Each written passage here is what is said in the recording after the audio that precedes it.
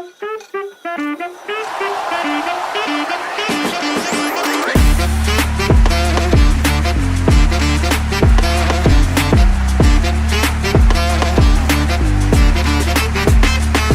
everyone, and welcome to another episode of Yeshiva League Pass Faceoff. I'm your host, Josh Cass, and we're sponsored by the Weiselberg Law Firm. For 16 years, you've entrusted Elliot with the growth and guidance of your kids, and now it's time to let him do the same for your family's most important asset, your home. Admitted in both New York and New Jersey, Elliot can help guide you through any residential or commercial purchase, sale, refinance, or lease with championship quality and award-winning care.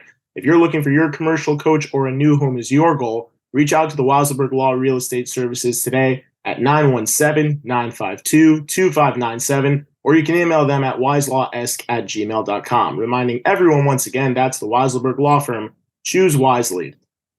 So we're back in action for the first time in a while, but it's for a very good reason. There's been a lot of prep. A lot of things have taken place since the last episode we produced was the interview with co-MVP of the JV championship in Shai Forgash, was the goaltender for the TABC JV Storm this past season. Avidan, we welcome Avidan Berman back to the podcast for the first time in a while. Last time you were here, I believe we did the varsity pregame predictions, or was it the breakdown for the championship games? I don't remember which one, but had to be one or the other. I think it was we were saying the predictions. Yeah. Had to be the predictions. Okay, fine. One way or another, great to have you back, Avidan. And today we are doing our first ever awards show on Yeshiva League Pass Faceoff. Yes, for those of you that just heard that, you did not mishear. This is the first time that we've done something like this. First time really we've done something ever where we've given awards that are based on the regular season, in addition to, awards and accolades that players can earn come playoff time or recognition that they've earned throughout the league in other ways. So Avidan and I were coaches this past year. And, there was a panel of coaches, the truth of the matter is, just for clarification on how these awards were given. And there was a lot of thought put into it. This wasn't simply just, stats on paper taken into account. There was a lot that went into account. Avidan, can you confirm that this is all accurate? Yeah. Yeah, no, we spent a lot of time researching this and talking about it with different coaches and everything. It's been a process. Yeah. So there is no funny business going down here. So for anyone who questions this, don't talk to me. I'm just a host here. And don't talk to Avidan because he's just a coach. So with that being said, we have numerous awards. Some of them have names, some of them don't. But we're going to start, first of all, with the all teams. So we're going to start off with JV first, Avidan. I think it'd be just to go in chronological order here. So our first all team includes 2 positions at forward, 2 positions at defense, and 1 position at goaltender. Would you like to reveal our first team all offense? Sure. So the first one is a player who has beaten, actually both are players who have beaten me twice. The first one is Jack Linhart from SAR, who very kindly made sure that my team exited from the playoffs. And the second one is Yeshiva from DRS. Yeah, 2 outstanding seasons by both of them. Yudin did, I think, what a lot of people expected him to do this season as a second-time JV player. He was a freshman last year and tore it up as a 9th grader, won the championship with the DRS Wildcats last year. And this year, making it back to the championship, unfortunately did not win. However, very, very strong season from him, and just really showed why he's a force to be reckoned with. Deservingly so, he gets a spot, I believe deservingly so, amongst people who voted for him. Plenty of the coaches. He was very close to a clean sweep all the way across the board. Jack Linhart, on the other hand, though, was a freshman this year. As you mentioned, knocked you out of the playoffs. I didn't have the luxury of getting to the playoffs in the JV league, but I think it should be known the kid was a freshman, and he was a significant piece to that SAR team this past JV. I mean, I don't think it's a stretch to say he was the best freshman this year. And I'll tell you, just because we played him twice, right? And then I also saw him at the preseason tournament. And it's a player who grew across the whole year. He was that first time we played against him in SAR, he was definitely the best player on the floor, the whole game. But he also, he was at the same time he was like just very, very good. The second time we played against him, once at the second period, he absolutely destroyed the game. Like, and I know we're not taking playoffs into account as much, but at the same time, you just saw the growth of the player throughout the whole year. And I would say he's like the surprise because, right, like the jump from 8th to 9th isn't always easy. And you don't expect them to be a top 2 offenseman to be a freshman.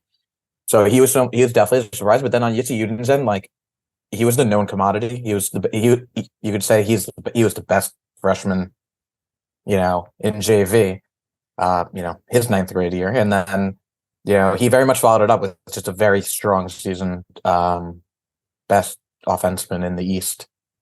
Everyone knows what there is to be said about his game because anyone who's played him has probably lost to him. Yeah. Anyway, that moves us on to the first all-team defense.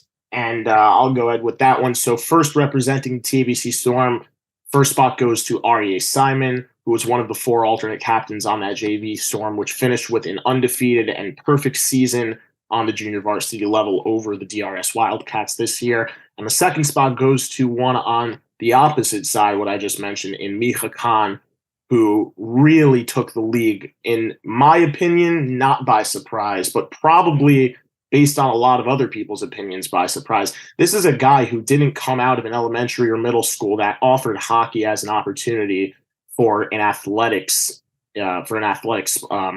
sport that the school didn't offer. Micha went to South Shore, didn't have the opportunity to play Yeshiva League hockey in middle school. However, went to Camp David, played Beitler, and last year was a freshman on DRS and slowly worked his way into the lineup. He started getting more time down the stretch of the season, and especially in the playoffs, we saw him take a couple crucial shifts in that championship game against TBC last year, and he was effective. And this year, coming on as a leader, had a fantastic Camp David. I had the privilege of coaching him there. We won breakout player and MVP, and everyone knew, if you knew who he was going to be a very, very impactful player for not just DRS, but within the entire JV league, proving so. He gets our second spot on the first all-team defense. Yeah, I'll be honest. I don't follow Camp David. Like, for me, it's very much like I find out about the players as the years going on, like just paying attention to what's going on around and watching a bit. I didn't know who Micha was, and I've never had my team torn apart by a player as badly as him. I think he had 8 goals against Flatbush, which you could say is around top 5 team. He had 8 goals against them in 2 games, and I've never had that happen before. Yeah, he's a defenseman. And by the way, and he's playing defense. Like, what? But so he destroyed us, and then I got to see Aryeh Simon already last year, and then just watching TBC, that's the best team in the league this year. And he was probably, you can make the case he's probably the best defenseman in that 10th grade class. And he very much showed it. He's a big reason on why TBC went to the championship, won the championship, and for pretty much the whole year was clearly the best team in the league. So, well deserved, well played. Yeah. And that brings us on to our first all-team goaltender, Avidan, if you want to go ahead with that one. Sorry. No, so this is one I was banging my hand on the table for, like, just because it's not a classical pick. And it's going to be very obvious once I say it, but it's Rami Kesak from Rambam. Look, I think it's very obvious he played on a team that wasn't wasn't as good as the rest of the teams this year. It was probably the worst roster. And that's no offense to anybody. There's always someone who's on the bottom. I think he probably had a 900 save percentage, but also a 10 goals against average. Which, if you're doing math, that means he might have let up 10 goals a game, but he also made 90 saves. So, he's the best goalie in the league. I don't think any other goalie in the league could have done what he was doing in Rambam. You'd play a game, you'd literally spend the whole game in the offensive zone, just shooting and shooting and shooting, and he would just stop everything. I think you put him on any other team, every team starts him over whatever they had, and he was unbelievable this year. All right, so that brings us on to our second all-team. As once again repeated, but the offenseman spots go to Jack Linhart and Yeshiva, defenseman going to Aryeh Simon and Micha Khan, and final goaltending spot on first all-team goaltender goes to Ron Kessa. All of them outstanding players, but they're not the only ones we have to talk about. We have a second all-team as well, and again, 2 offenseman spots, 2 defenseman spots, and a goaltender spot as well. Avidan, why don't you get us start with the offenseman as well? Okay, so the first one is AB Fields from Frisch, and the second one is Ben Kaiser from TABC. AB Fields, I think he took a Frisch team that at least for myself, I got to ref Frisch after playoff game last year, and it was a team, and it like Frisch didn't have their best game in when that was, but at the same time, like I was coming into this year, I'm like, I'm really sure what to expect from Frisch. Like AB Fields is a known commodity, but like how well will he be able to do it, the next year with a team that I wasn't sure about, and I think he played it really well. And then Benzion Kaiser playing for TABC again. You can put the whole and everybody on TABC can make the list. They were all just really, really good this year, but he was clearly a standout player. Like yeah, without a doubt. And it comes from a line of players as well. His brother Shea is absolutely an outstanding player for the TABC Storm. Tore it up as a junior this past year. He's going to be one of the key pieces of that TABC team next year on the varsity level as a senior. Very in all likeliness, probably going to be a captain as he was last year on junior varsity with the same squad. You mentioned Benzion Kaiser had multiple brothers tear it up for TABC in the past, Yechiel and Moshe, who's a senior graduating this year, playing different positions. But, I mean, in the great words of Mo Fuchs, who's the director of hockey operations over there, the kid is an absolute truck. And he doesn't stop. It's as simple as that. He's got a never say die attitude. Doesn't matter up big, down big, even score, late in the game, early in the game, middle of the game, anytime, any circumstances, any situation, the kid is always given 150%, which is just not something you see from a lot of players. And I think it's very deserving that he takes one of those 2 spots on our second all-team offenseman. Amongst the defensemen, we have another TABC defenseman on this list, and that goes to Jonathan Brofman, who had an outstanding season as well. And the second spot goes to another SAR Sting, and that goes to Mo Jeter. Mo Jeter, who played offense last year for SAR, made the transition to give SAR's team a little bit more depth on the back end this season, and really had an outstanding season for such a quick transition. Was really a lockdown defenseman for most of this year, and he played against the likes of TABC and DRS each, and Flatbush at times, 2 battles there. Also got Frisch this season, who was another team that really gave a lot of teams a very difficult time with guys, as we mentioned, like AB Fields, leading that offense. So he was outstanding for SAR. And, really just overall looking at it, that's a really, really nice turnaround for SAR now. In my opinion, at least, you mentioned you don't really know what to expect from teams coming in the future, but next year, I think it's going to be interesting to see if he decides to stick on defense, knowing that he's discovered this new lockdown ability, or if he's going to transition back to offense with a team he's familiar playing the forward position with. As for the goaltender, who do we have for our second all-team goaltender? So for the second one, we have Shai Forgash. He sometimes it's easy to say that, oh yeah, you were the goalie for the best team in the league. Like, oh yeah, you could have stuck anyone there and they would have had the same result. But that wasn't so much the case. There were games that were difficult for them. They played DRS and came out with it. They played. I mean, this SAR team was really good. And he was able, and they won those games. I mean, and it's not. It wasn't like a cakewalk for him. Like he actually was challenged. Like SAR was able to get goals, in the games in SAR because that game was actually controlled by SAR for a decent amount of it. Yeah. And only in TABC only came on late. So like it's not like he went untested, and he deserves it. It's the second best goalie. Yeah, he had another outstanding season. Another player that I had the opportunity to coach in Camp David, and very similar to the effort that he gives, such as I mentioned, guys like Benzion Kaiser, like Micha Khan give, who's always just in there. He was telling me about this time once where he really wasn't 100% sure that his 5-hole was, really under his control, and he was having a little bit of trouble, fixing the hole, and he got beat for a goal in a game. And then, his coaching, his coaching staff a little unsure, because they're not physically in his body in terms of, what he's got to do. And he just decided, what, I'm going to keep playing through it. I'm going to learn to make in-game adjustments. And, he's a very, very under the radar, I think, when it comes to something like that. Not just him, but in general, it's tough. It's pretty obvious, I think, that you can notice certain players make in-game adjustments, but especially for a goaltender, and to realize that, hey, I might be having a problem with this positioning or that part of my positioning. I got to fix this now, or I know I'm going to get beaten. It's going to be bad. Really being able to make those adjustments really, I think, shows his capability and really just his overall work ethic and everything that he got this season. And he deserved it. He won co-MVP in the championship for a reason. Yeah. I mean, on that, even though, like, if I was doing some research like a little while ago about like what USA does for training and like at certain ages where you're supposed to be and all that. And one of the things that they actually mentioned on the USA side is the difference between players at like, like a U14, U16 level, and as they go up, it's players who can identify their weaknesses, and because those are the players that are able to move up because they don't need to be told by a coach something. They're able to work on it on their own, and they're not reliant on other people. And that it's a reason why you could see it as a player who will eventually carry on their success through varsity, because it's something that top level programs outside of the Yeshiva League are looking for in players. That kind of mentality, that kind of awareness. So just something interesting.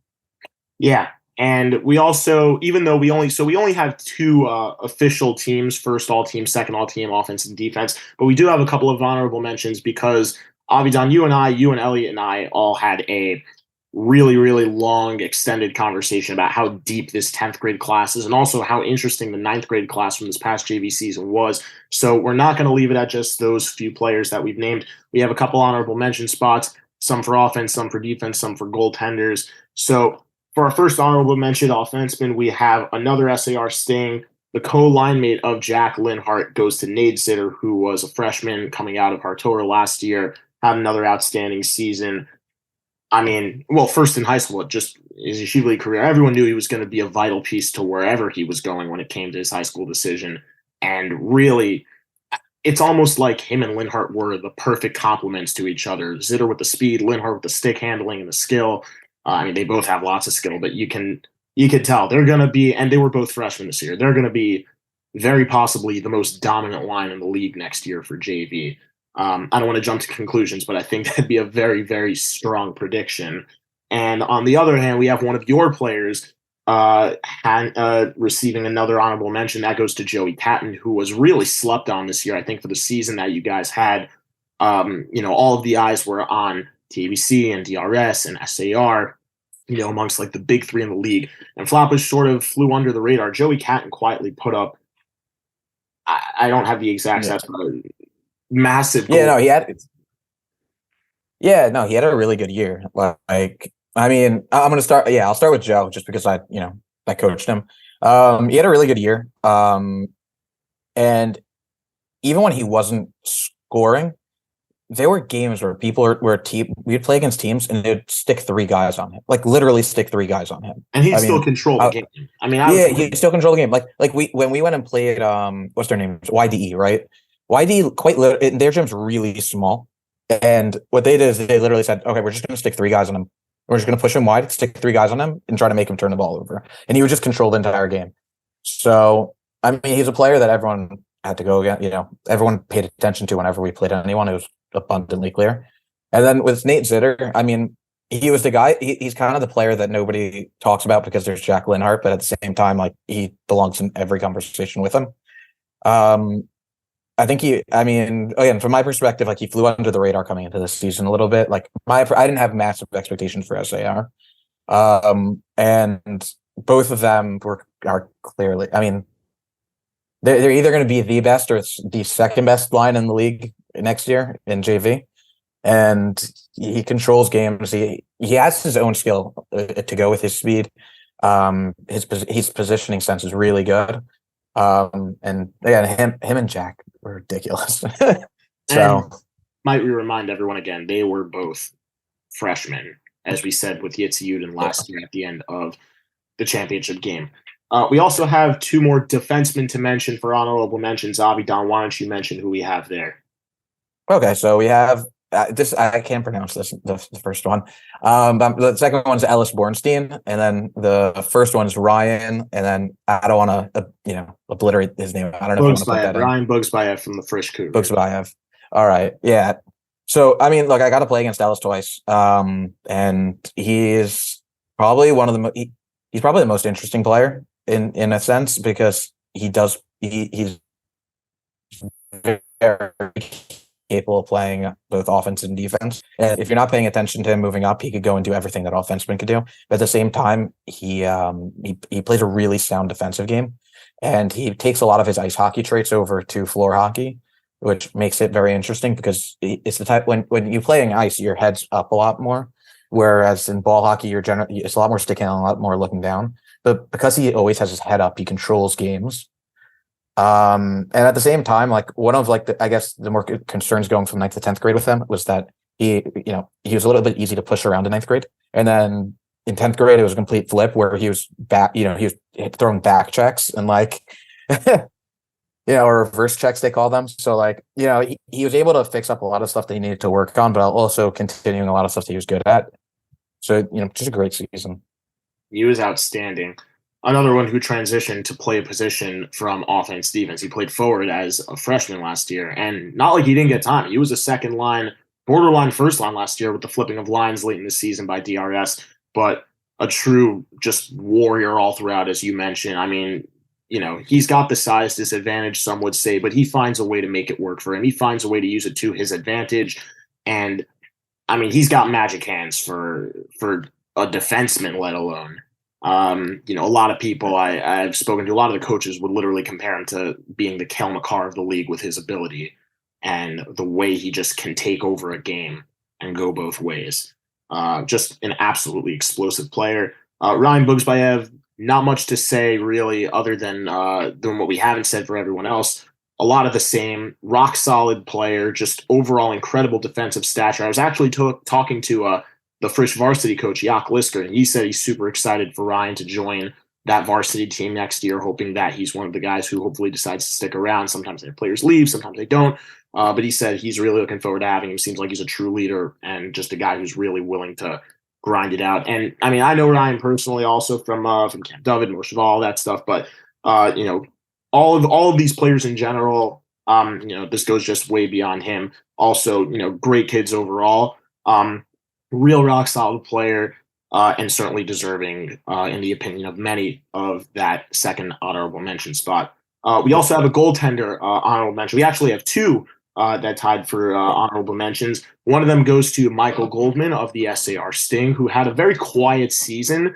Kind of the same narrative, I think, revolved around him that did a Forgash, saying he played on a really good team. It's kind of hard to look at that and just say, okay, they scored like 7-8 goals a game on average, so he didn't really have to make a lot of saves, but he was outstanding. It showed in that playoff game against DRS, showed when you guys got him early against SAR in your playoff game against them, and then he found a way to lock down the fort after the first period was over. And I mean, many could make the argument that he very possibly could have taken one of the first two spots, but that wasn't up to me. So there. And the second one goes to a candidate who played an outstanding championship game for DRS and Joshua Popilski, another very slept upon goaltender because, again, his team was lighting it up on the scoreboard, didn't really have a lot of action, didn't really need to make a lot of saves. But in games where it mattered, he was able to show up. That championship game, he was well on top of his game. I mean, if DRS won, I don't care who would have scored the golden goal, he was getting MVP. No one was going to outduel the guy for MVP on his own team if that game would have gone the other way. And I mean, the reason it went where it went was because of him. He was absolutely outstanding. And next year, I know DRS's goaltending is a little bit of a question mark just in general. I think it'd be really interesting. And I think that it would be a real nice opportunity if he could potentially get a shot on that varsity level starting as a junior. So, yeah, I mean, Josh, in a way, had his own breakout year in a way, right? Like, I mean, DRS in general doesn't like to use 9th grade goalies, that they generally lean towards the more experienced player. But so he kind of had a year off in ninth grade, and he really took advantage of that, where he was able to grow his game. Coming out of eighth grade, he was very raw. Like you knew there was like a potential for him to be like a solid goalie, but like he definitely wasn't among like right, like coming out like at least in New York, you had like Zach Newmark, you had Max what's his Newmark. name from Hank, your goalie. Yeah, oh yeah, sorry, Max. Sorry, we had Max Newmark. We had your goalie, whose name I'm now dropping, Rami Kasak. So like like he definitely like he wasn't in that conversation with those two guys, and then like he came out and had just had a really good this year where you're like, oh wow, like we missed this one, like really good. Yeah. And then I got to play against Goldman twice, and the first time we played against him, he was really good. Like I think we only scored one goal on him, and it's because of their defense. We took advantage of their defense being tired, and we were able to score one goal. But other than that, he shut us absolutely down. And then the playoff game, like we were able to make some adjustments and try to take advantage of some things.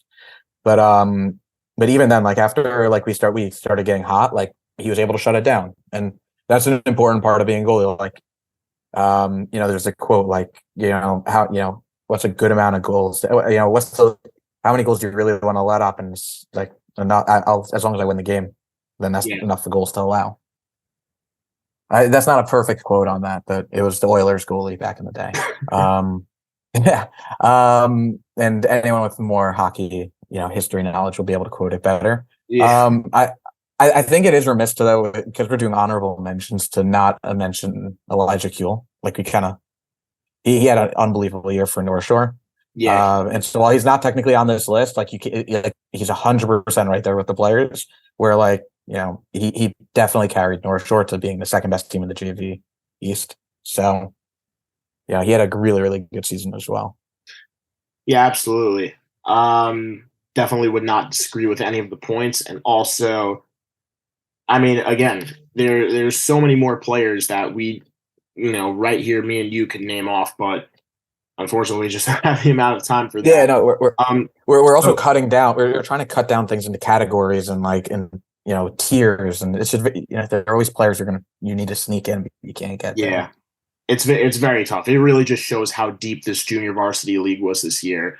After a load of freshmen last year came in, and another load of freshmen came in this year, and really just, I mean, you could see how evenly spread out they are amongst all of these awards. With that being said, we are now going to move on to another category of awards. First being in the MVP, it was obviously coming at you. The MVP of the Junior Varsity League is someone who seemed to be a well-known commodity coming into this league, or this season rather, as a 10th grader. So that does give it away. It is a sophomore, and that goes to the TABC co-captain Aiden Rousman, who had the golden goal in the championship game, had highlight reel goal after highlight reel goal on a consistent basis, and just tore it up. The stats were so freaking massive that I literally, I just couldn't count them. I lost track. Um, but Mo Fuchs was telling me that he's one of the most dominant individuals he's ever seen play Yeshiva League hockey, and really just overall in this group of the JV team, he's the director of hockey operations there. Said that this is one of the most talented teams, just in terms of overall depth and ability, that he's ever seen come through TABC, ever come through in the Yeshiva League. Period. And mentioned, wonders from other players as well, who we've mentioned, such as Fields and Uden and Linhart and Zitter and everyone else. It really just shows. I mean, this one's about Rousman. I mean, do you want to say no brainer or Yeah, yeah. He was very clearly one. Like, yes, yes, like he was the best player in the league. He was the player who you said, from essentially from the second he started playing, you're like, yeah, this guy's the best player in the league.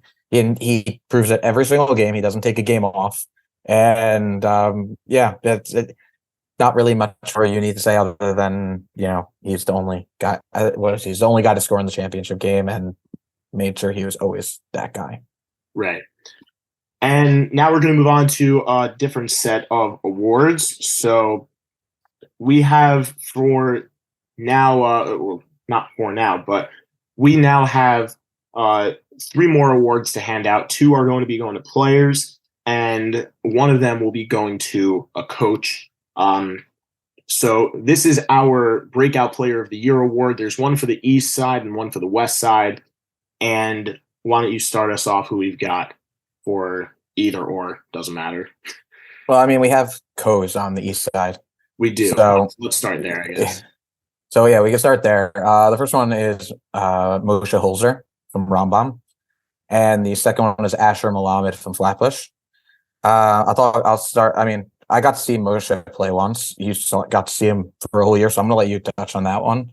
But Asher Malamed he legitimately played the whole game for a Flatbush defense that didn't let up that many goals. He played both ways, offense and defense, and he was also a player that didn't play last year. And like he legitimately just played zero hockey. Like he tried out for the team. Heard that Flatbush was having varsity teams. Said I'd rather focus on. And he's like, oh, JV. All right, if you convince me, I could come back. And then he came back and then played every single game. In the YDE game, we actually had a 4-on-2 where we were 2 players, they were 4, and he still proceeded to score 2 goals in about 30 seconds.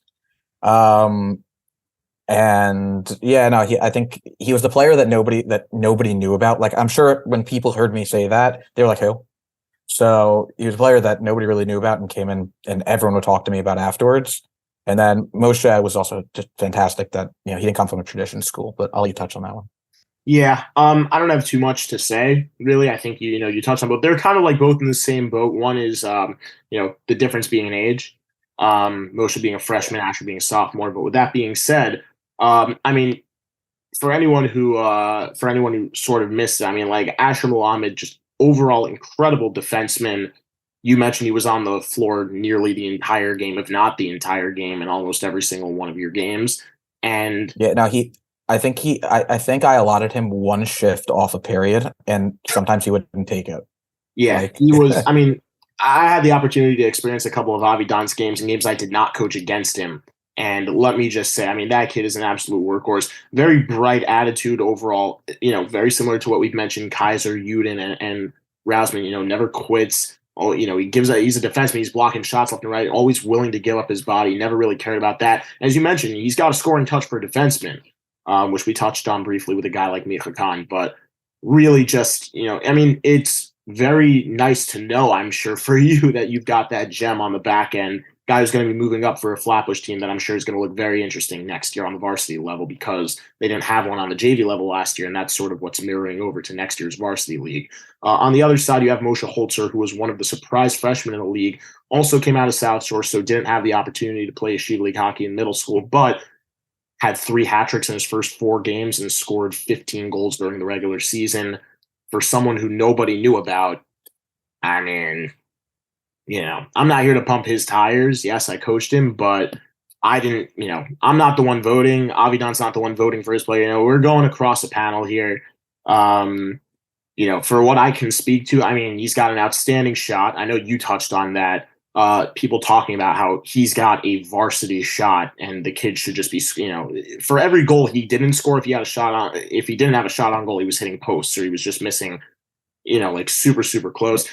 And it's tough, obviously, when you play on a team with a weak roster, as you mentioned, and I'm not here to deny that it was, clear cut and dry and evidence on paper. And, I mean, look, they had the least, they had had the least kids second on a lowest team, I'm point. sure. No, I mean, I guess JC went 0-10, so they're below Rambam, but they had 3 points this year. Yeah, like that out of a potential 20, that's not. That's a 15%. Yeah, that's a 15% point percentage. In a game, that's out of a possible 100. And yeah, that's not good, as you mentioned. But for what the kid went through this year, I think, and overall what people have said, just obviously. I thought it was important for him to know, like I was going through it with him. Like, I mean, he doesn't know he won this. He's not going to know unless he sees this.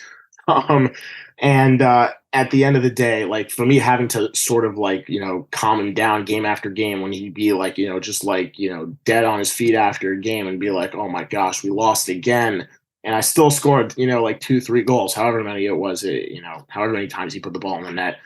And this was early on in the year before things really snowballed into something that was just not what we wanted it to be. Certainly not what I wanted it to be. I'm sure not my players, but to still go through it and to keep grinding, I thought, just showed, he was willing to take it with the team.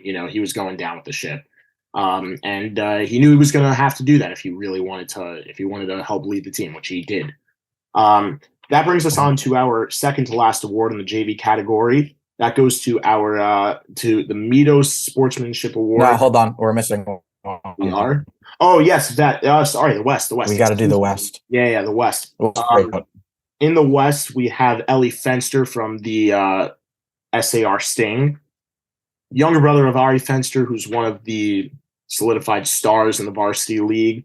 Ellie is Ellie opportunity. I had an opportunity to coach him in Camp David, also previously in Mosheva. I know a lot of these kids, completely irrelevant to what that is, but I mean, hardworking player, transitioned from offense to defense, and really just got it together. I mean, we talked about Linhart and Zitter. No one really focused on a kid like Ellie Fenster coming into this league with the big, bright offenseman names that we just mentioned, who both won first and second all-team offensemen. You know, that's it's really tough to look. Obviously, we mentioned Mo Jeter, but he was around before. Ellie Fenster comes in and all out of nowhere just had a lockdown season. And next year, he's going to be a big part of that trio. I mean, I found it funny that like all the coaches were voting for him also, because like when I would like when we played against him, I'm like, this kid's clearly very good. Like, yeah, like really good player. And then you're like, wait, hold on, he wasn't known before. Like that's kind of like the level where he was at. Yeah. So it was interesting. Yeah. I mean, I don't want to say highway robbery because I don't think it was like that. I mean, if it really was that unknown, then I mean, guys got to pay attention to who's coming in more. But I mean, at the end of the day, I mean, really well deserving of this award. There were a couple of close calls, but we didn't have honorable mentions for breakout players, sadly. So I apologize to anyone who was very close in the running. There were a lot, but he had the most votes. If you think that you were in the running for breakout, then you know you could consider yourself an honorable mention. Yeah, absolutely. There's nothing wrong with that. With that being said, we're moving on to the next award, which is our Mitos/Sportsmanship Award, and we're nicknaming it the Mensch Often on the Bench Award. With that being said, on the JV level, this one goes to an individual who has already taken home a previous award, and that goes to Aryeh Simon of the TABC Storm. I mean, I don't have anything to say. Simply just always positive attitude, always there for his teammates, always there for the opposing team. You know, positive encouragement. I mean, tremendous, just kind kid with, I mean, yeah, I think the fact that coaches are voting for you for this award says enough about it, right? Yeah. Like the award very much speaks for itself. You got voted for this. You're a mensch on the floor. You know, you have good midot and you're good sportsman. So, and then our award in the East side of things goes to Moshe Aryeh of the DRS Wildcats. Another just overall great kid. You know, in the championship game, I remember seeing where someone got into a scuffle and immediately went right over and was making sure everyone was all right. Big stage. It's a championship game, but that's obviously shows his character. Yeah, for sure. And I really think that shows just overall everything that he that I mean, you mentioned if a coach is voting for you for this type of award, then there's enough said about it there.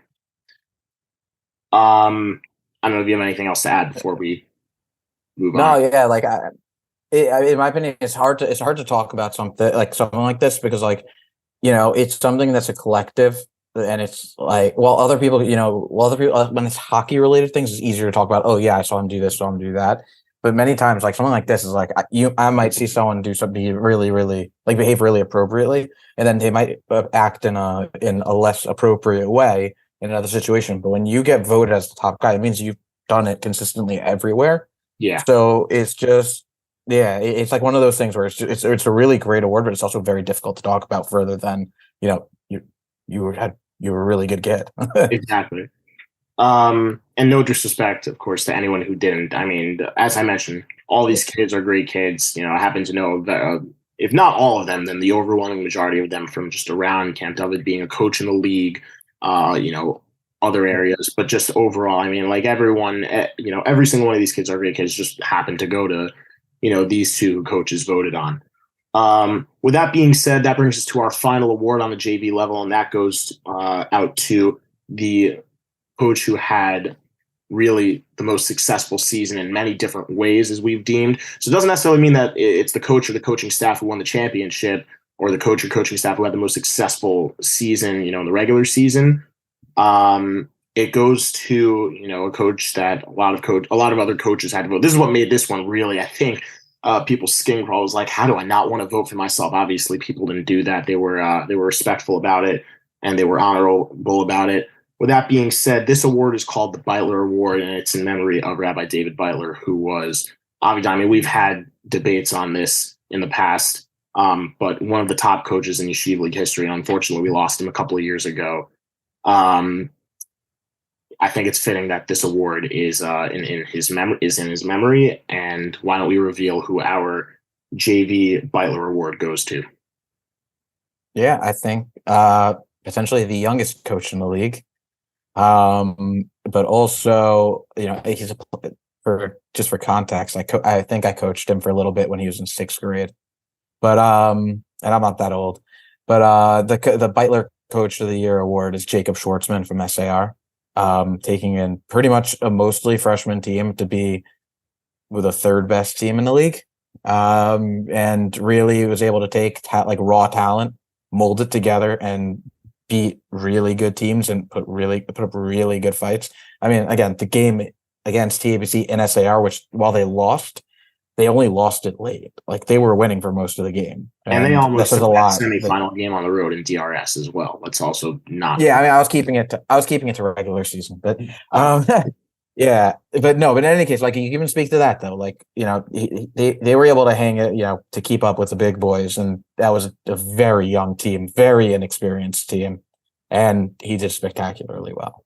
Yeah, I mean, he found a way to get them to buy into his system, found a way to keep these guys motivated despite the inexperience, and just overall outstanding job done by him. I think that it's very fitting that this award goes to him. With that being said, we're going to move on to our varsity league. And the awards are pretty much copied over. Not pretty much, they are exactly copied over. So that means that we're right back at the top again with the first all-team offense and defense and goaltending and all that stuff. So we're going to get that started right away. I'll start us off this time. So in our varsity first all-team offense, we have from the Frisch Cougars co-captain Ethan Alter, and from the TABC Storm co-captain Eitan Adler, who were 2 outstanding players this year. Both have been big players since their freshman year, had their sophomore season taken away due to the coronavirus, but last year impact players as juniors, this year even more so as seniors. 2 very deserving players, in my opinion. I just don't have anything else to say about it. I mean, we know how talented both of them were. I mean, we've talked about it individually. We've talked about both of them individually in the past. There's really nothing that you can't say that makes them nothing you can say that really makes them undeserving of this opportunity. Yeah, I mean, Ethan was part of the best offensive pairing in the league. And then you had Eitan Adler, who I think you actually previously told me that you think he might have the best release on a shot that you've ever seen. Yeah. I think that was him. Yeah. So, I mean, again, both players extremely talented, extremely well deserving. Both were outstanding all year long. And, yeah. Yeah, nothing more to say. And then our defense, I'll let you take all of the second team here, but our first all-team defense on the varsity level go to alternate captain from the Frisch Cougars, Ellie Knapp.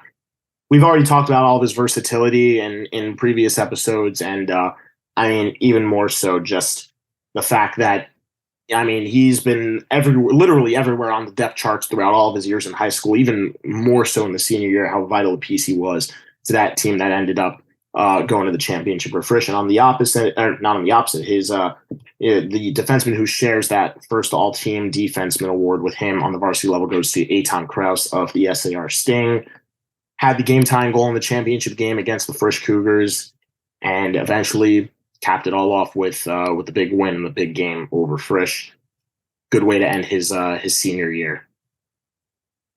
Yeah, I mean, it's interesting though. Yeah, sorry. It's interesting that 3 of the defensemen in awards, or like we've mentioned now, and this one is two of them in the first team for varsity.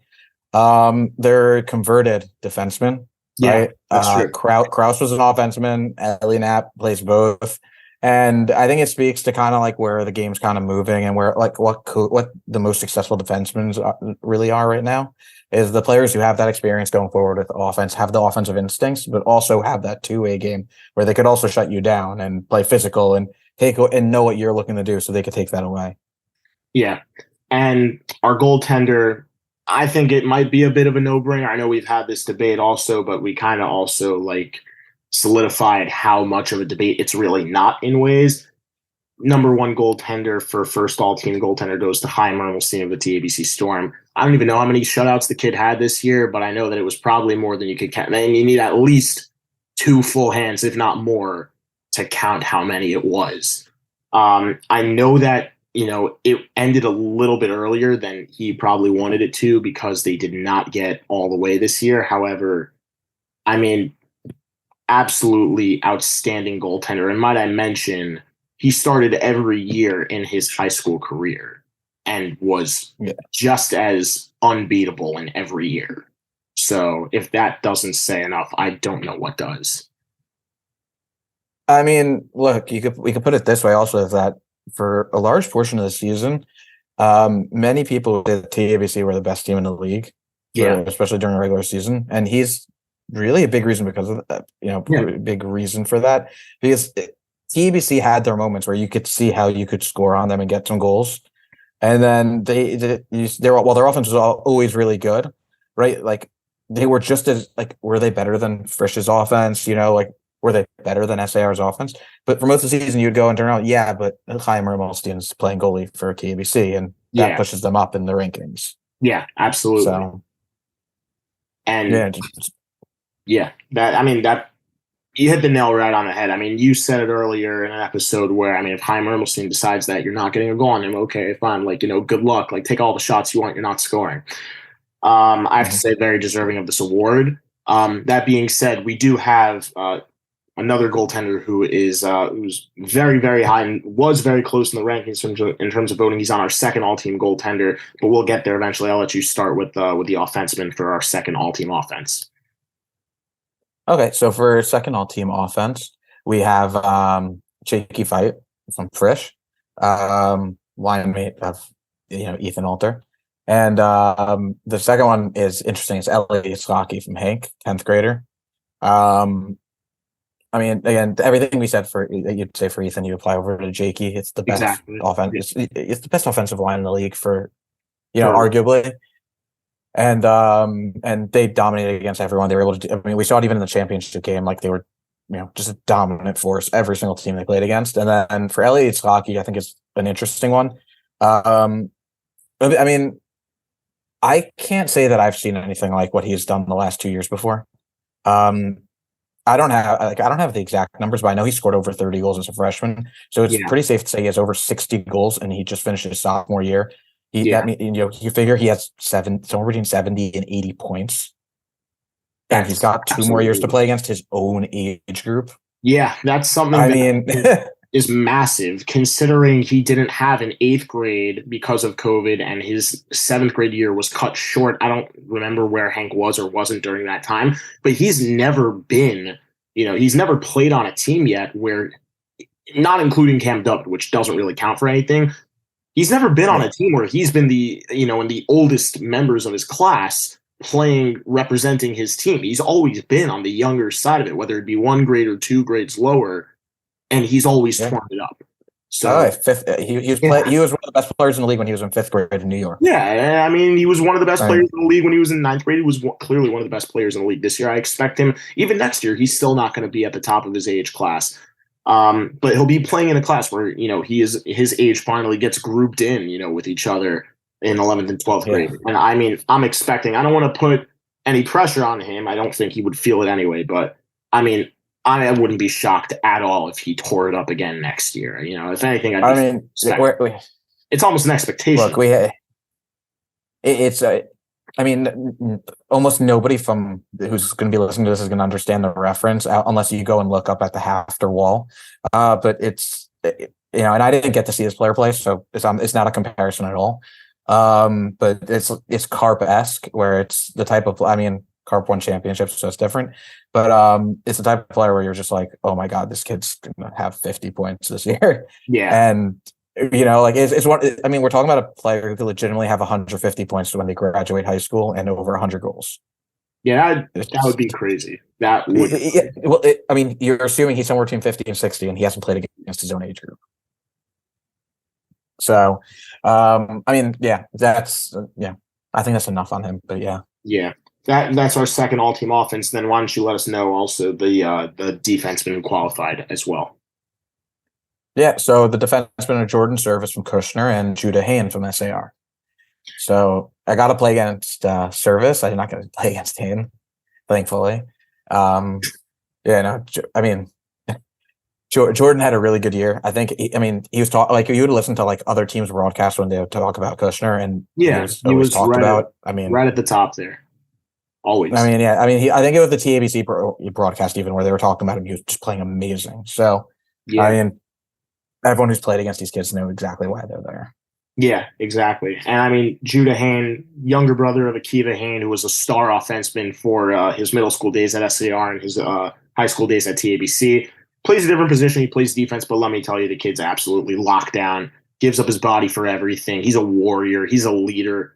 And he, similar as we mentioned with guys in JV, I mean, he just never quits. And he's got an offensive scoring touch as well. He's got just an absolute gift for his ability to control the game defensively, whether that means, he's going to be the block in his zone that no one's going to be able to get around, that no one can penetrate because he's just that strong a defenseman and he's an excellent communicator and on top of an excellent defender.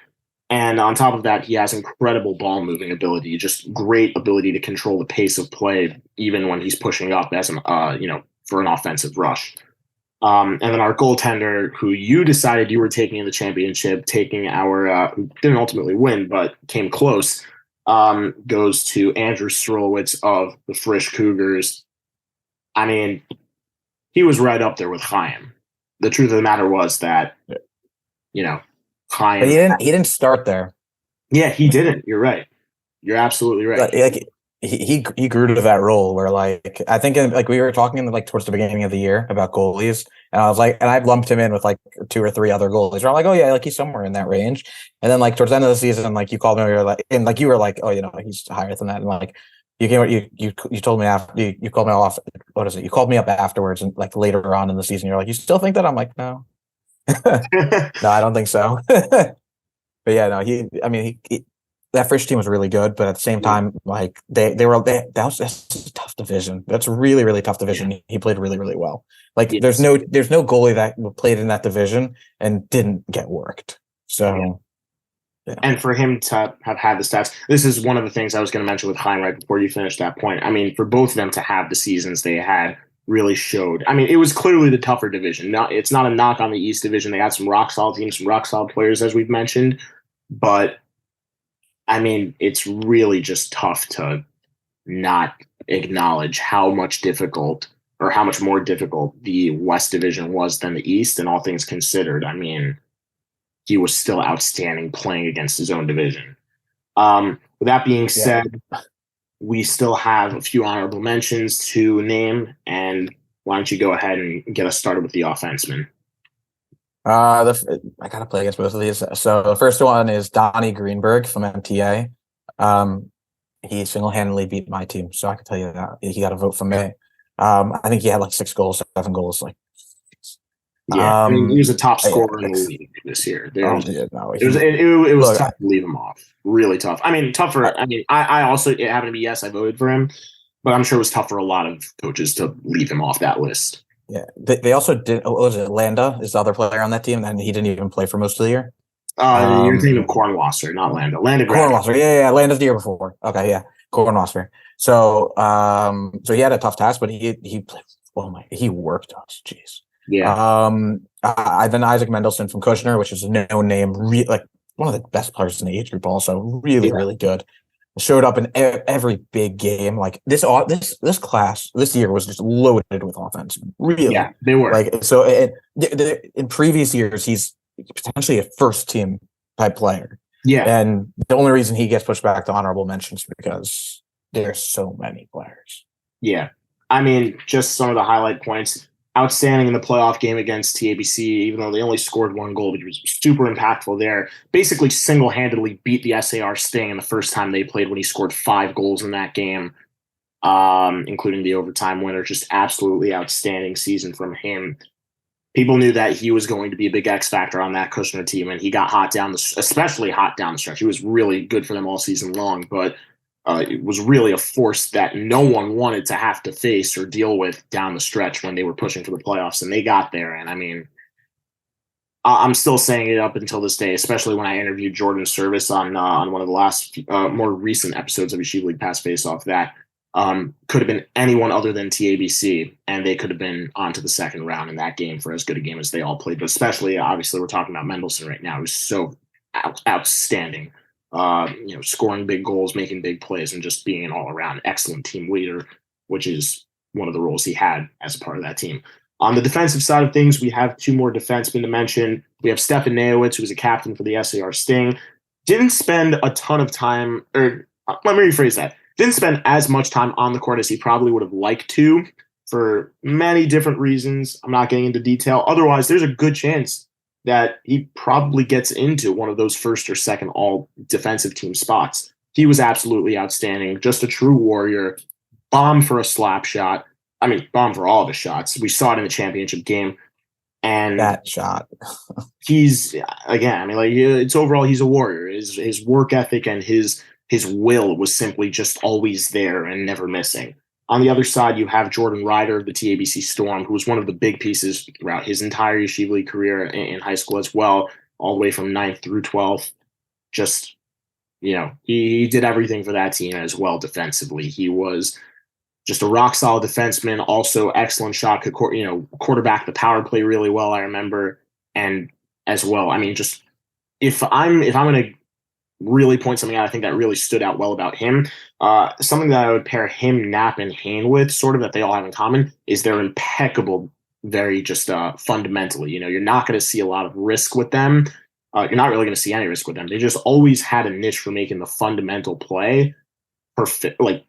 Like, you were never going to catch them like not making the right play, and you were never going to catch them taking risks.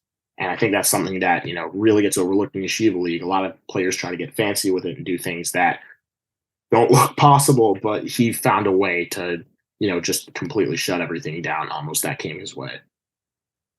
Yeah, I mean, he's a very classic TABC defenseman where it's like everything's drilled in. He has a really strong understanding of the game and he plays solid game in and game out. There's no gaps or they don't accept that you're not like growing yourself in your game and your knowledge of the game.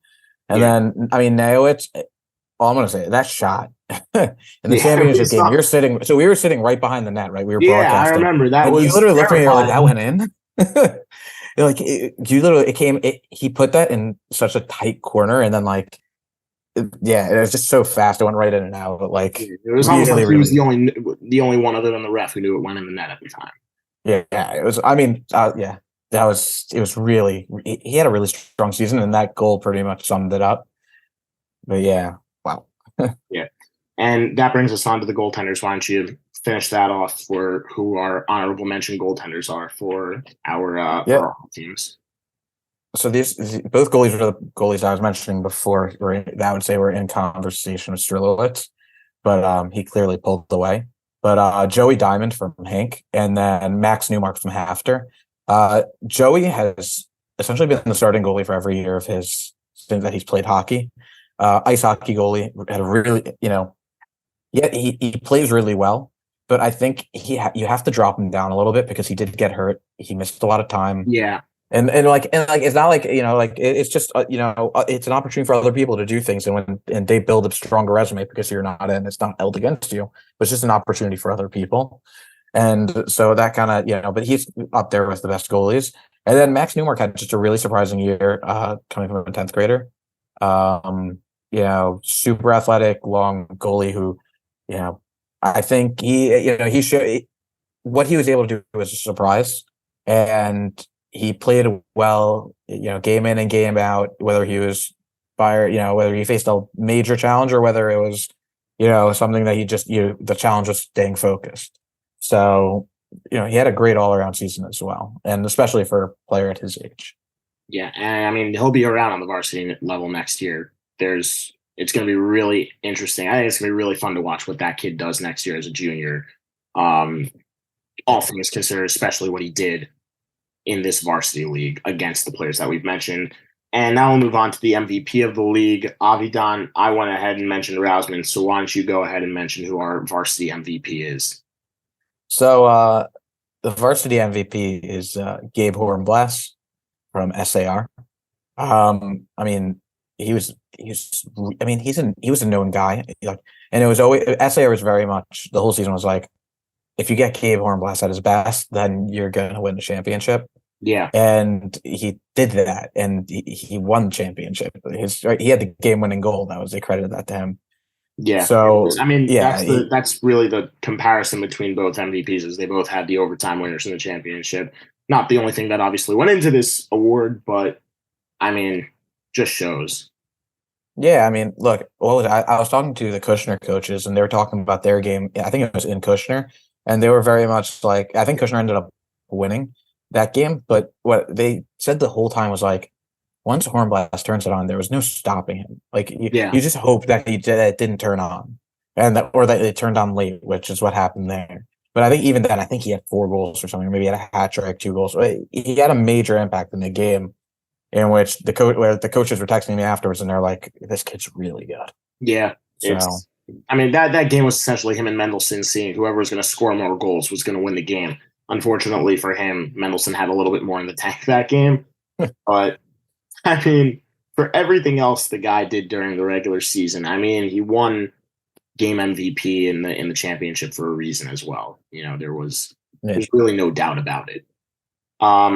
Okay, so that brings us on to the next set of awards for the Varsity League, and we'll go ahead and mention who our breakout players of this season were. We started in the East last time, so let's go with the West first here. Who was the breakout player in the West for varsity this past year? So the breakout in the West varsity this year was Kobe Eisenberg. That Kushner, I mean, he fit into a very talented Kushner team, and he played with all the top talent. And he took a real big step this year where it was like, he was a good player and then he became a great player. And then, it was very much like Kushner plays a very fluid hockey, like ice hockey style. And to be able to fit into that kind of style of hockey, you have to be very good, very talented, very aware, very smart player. And he was able to do that. And he fit in really well. And so he really just took a major step and broke out this year. So yeah, he did. I mean, everyone knew that if he played JV because he's a sophomore, that he was going to be one of the top defensemen in the league. But he ended up being one of the top defensemen in the league, or playing like a top defenseman in the league on the varsity level when no one had him on their radar, especially after Kushner decided that they were moving, they were going to move players to their varsity team. With that being said, our East player, go ahead as well and mention who we've got for breakout player in the East. Yeah. So from the East, we have David Kish from Flatbush. My player. Didn't vote for him, but he got it. He was last year he was on third line. He was playing in 10th grade in varsity. He did okay. Like he had games where he I think he had like 3 or 4 or 5 goals. But at the same time, he wasn't, again, it's very much that people don't, like I told you, the average listener, right? Do you know who David Kish is? They're not going to know who he is. Right. And he came out, and I mean, he beat up some teams this year. I mean, that first game of the season against you guys, he had 3 points, and he had an unbelievable assist. Yeah, I was gonna say. I mean, just mentioning that, having faced him twice, even though he didn't Flatbush and Rahm didn't light each other up on the scoreboard. No one ever scored more than 3 goals in a game. It only happened once. Also, the kid was probably the most noticeable, or certainly one of, if not the most noticeable kid on the court, without a doubt. Yeah, I mean, there were games he single-handedly won. I mean, he single-handedly beat Ramones towards the end of the year. And I think he had 6 points, 5 points. And then against YD, I mean, they didn't know what to do with him in YD. But that was the first game. So I mean, yeah, and coming from a player who wasn't really known coming before, and to be able to do all those things, I think the coach is kind of like, we're like, yeah, this kid stepped up. Alrighty, so that brings us on to our Mitos and Sportsmanship Award. We started with the West on that one last time, so we'll start with the East. Here, I'll go ahead and mention it. I didn't vote for him, but apparently enough people did that it ended up being Xavier Herskowitz from Rambam. My players told me to vote for him. Oh, your players told. Okay, fine. So we know someone Yeah. voted for him right here. Yeah, just I mean, I could speak about it. I know that you definitely, you've mentioned in the past. What I could say about him, Zevi, first of all, mentioned he's a junior. Same with Kish. Kish is also a junior, which I think really shows, what kind of talent we're expecting to see next year with the breakouts. With that being said, Zevi is just, first of all, great person. I remember when I first took the job at Rambam, he was immediately the first guy who came up to me and introduced himself and said, "Hey, I'm excited to try out and everything."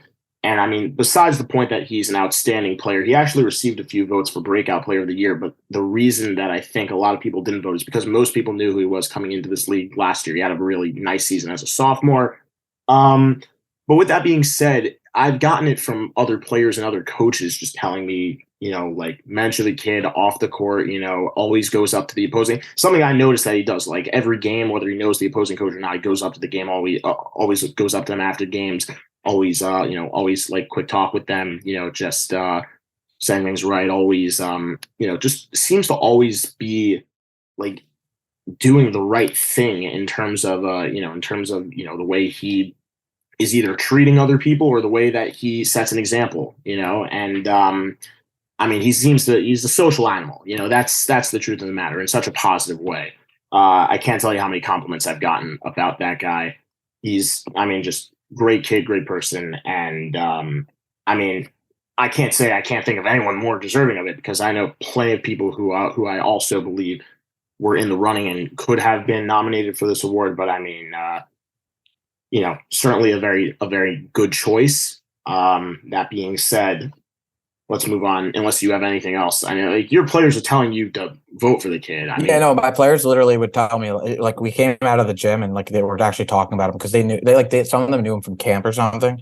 Yeah, or he's like a Brooklyn just from kid. around. Happens to be also. Yeah, okay, fine. So so they know him and they were like, "No, you don't understand. This is like the nicest kid. Like we love him. Like great kid." They wanted me to like recruit him into Flatbush, but that's not happening. I think it's ironic because I think it's But, works for Flatbush. I might be wrong about that, but yeah.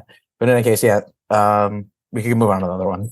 yeah, our West Mitos / Sportsmanship Award. It's our mensch off / on the bench award of the season. Why don't you go ahead and mention who we have for our varsity in the West?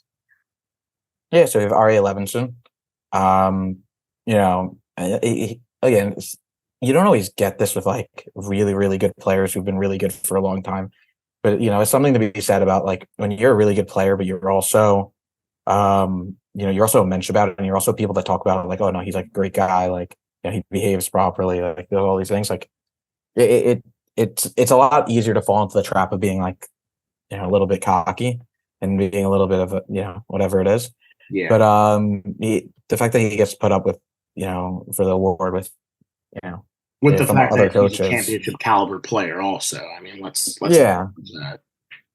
That. No, it's not easy. It's not easy to be considered that because also sometimes people just don't like you because you're good, right? Yeah. And you play for like one of the best teams, and the fact that other coaches are saying, "Oh no, this kid is like a kid who's like a special kid." It's it's a big achievement. Yeah, and we finally will move on to our last award in varsity, and that goes to the Coach of the Year. It's our Beitler Award once again, mentioning in memory of Rabbi David Beitler, and that is going to Joey Saff of the YDE Thunder. I mean, Avidan, you could probably speak a little bit more to this than I can because you played YDE multiple times this year. I only faced them once, and it was very early on in the year, not including the Beitler tournament. I mean, what he did, we were talking about YDE during our playoff predictions episode, and really how they shocked a lot of people. I mean, the players had talent, But I really don't think that team goes anywhere without Joey and what he was able to do. Similar to the way we talked about Schwartzman getting his group of ninth graders to buy in, Joey got a group of people who knew what to do, but weren't sure how to really put a true strategy together, I think, and got them to buy into, his philosophy and his system and turn them into one of the best teams in the league this past year. Yeah, I mean, I'll go on my bit of a thing on it, but people didn't know what YDU was going to be this year. They were the second best team in the East this year. And that's like on standing, like, and everyone thought it was going to be Hank, and then they come out and they just had a really good season. They finished a little bit soft, but like at the same time, you look at the teams that they beat in the to get to the point where they got to. I mean, so they took 3 points from us, and I mean I have it up on my screen right here, but like. We all know they beat DRS and shocked DRS. They beat Kushner. They what else was it? They beat up on a good Magan. That Magan David team didn't get the results, but they beat up that team didn't get beat up by so many, all that much, but they really beat them up. And then right, and and they just had just going through it, like they had just a bunch of like big wins and coming out. I think it was with 19 points. So yeah, they had to finish with 19 points and taking the second best team in the East when, most people probably can't name more than one or two players on their team. Yeah. So to be able to do that's massive as a coach. Yeah, I think it really shows what he did, and I think it really shows overall, more than just what the fact Joey Sapp did, that, YDE has, a rock there now. He's gonna be around. It's been confirmed that and they weren't exactly just a team completely full of seniors. They had junior impact players on this team. And I think it goes without they also had 10th graders, by the way. Yeah, they also had 10th graders. I think it goes without saying that they're a team that people have to look out for going forward here. Yeah, I mean, it's going to be a program that you're going to look out for in Brooklyn. I think, Yeah, I mean, they also got a really nice class of freshmen that's going to come up that you'll see in 3 years, but like, he took a team that nobody really expected anything from and took them as far as they could possibly go. So, yeah, well deserved, and hopefully I get better success against you going forward. Well, that just about wraps it up for all of the awards. I want to give congratulations to everyone who was nominated for an award, both players and coaches. And really just want to thank everyone for what was a very successful season, a very fun season. Certainly looking forward to having it all again come to us next year. Whether or not anyone's going to repeat, I don't know. But that's not up to me either way. So we'll find that out when it comes to it. We got a long way to go until that point. With that being said, for now, Avidan, I want to thank you very much for joining us today. And I want to thank all the viewers once again for tuning into this episode of Yeshiva League Pass Faceoff. And a reminder, everyone, once again, our sponsor, thanks to the Weiselberg Law Firm, reminding everyone once again, that's the Weiselberg Law Firm. Please choose wisely.